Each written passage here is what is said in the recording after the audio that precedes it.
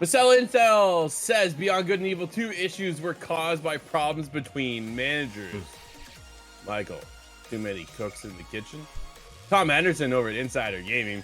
In a rare interview, Michel Ancel said that the problems between management caused Beyond Good and Evil 2's development issues. The new interview came from French outlet Superpouvoir, where Ancel elaborated on the development issues of Beyond Good and Evil 2 and where he believes some of the accusations of toxic management, and which he denies originates. On BGE2, for example, there were too many problems between managers. The artistic director wanted to redo everything constantly, and the game director wanted to make a game of generated dungeons. I dreamed of a space adventure. We cannot agree, and the game director took the project in other directions, end quote, is what he said. If you don't know, Ancel is the original creator of Beyond Good and Evil. I thought I would have stuck with his vision. That's just me. Ancel continued, quote, in this type of situation, teams find themselves tossed around and don't even know who's in charge and making decisions. The producer's supposed to sort things out, but that didn't happen.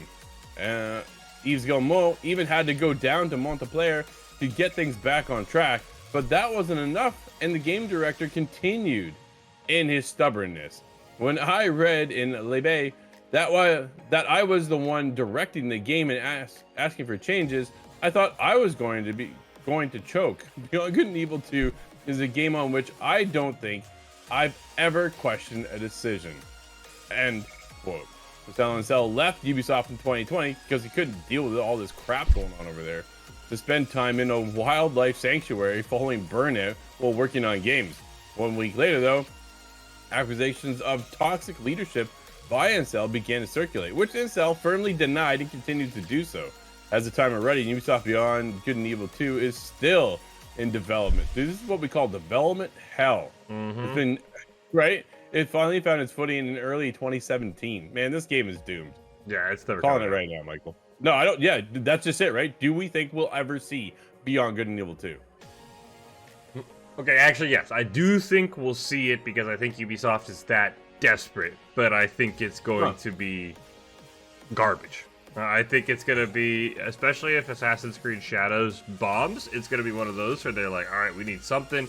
Assassin's Creed is failing us. Star Wars Outlaws failed us. All right, we need something that everybody wants. Let's full throttle Beyond Good and Evil 2. Let's get it out probably 2026, and it's just going to absolutely suck. And it could be the final game of Ubisoft because that just seems the direction that company is going in right now. And I mean, this doesn't shock me, right? I mean, with everything we've seen with Ubisoft that's come out, the fact that one of their bigger franchises that people were excited for completely grounded by just the inability for managers to see eye to eye, especially a manager who's not in charge of the project, arguing with the original creator. It just, if you told me this was anyone, if you just had guessed the company this was for and didn't tell me the game, I'd say this is Ubisoft 100%. This just, like, everything fits what has gone wrong with this company over the last 2 to 3 years, so I'm not shocked. But yeah, I don't think we'll see this game, but I see a world where this gets green lighted to speed up and try and save Ubisoft, and it just, I'm thinking Concord, I'm thinking Justice League, I'm thinking Suicide Squad, I'm thinking that bad is what this game's gonna be. And that sucks too, because when they first revealed this thing, dude, I was all over this. Like, this is this open world, kind of almost like a No Man's Sky situation, but in the world of Beyond Good and Evil 2. And it was like, man, Beyond Good and Evil 1 was such a monumental change and the shift in the industry. Everybody has had this cult following, right? And then 20 years later, we get the remastered anniversary edition kind of thing, and yet we're still waiting on Beyond Good and Evil 2. Like, what are you doing, Ubisoft? There's so many red flags right now with this company, to the point where now Tencent is talking about like taking more management control over this company because they're just sinking themselves, right? There's a lot riding next year on Assassin's Creed Shadows, without a doubt. Whether that actually impacts how Beyond Good and Evil 2 does, I don't think it really matters at this point.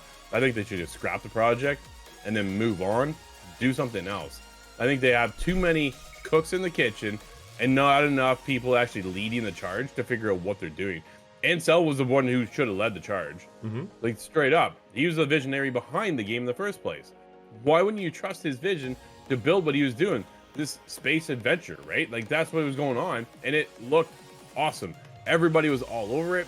When they announced it, the hype was huge. And then it's just sunk and died ever since. Ubisoft continues to struggle, and it makes me worried for their future, man.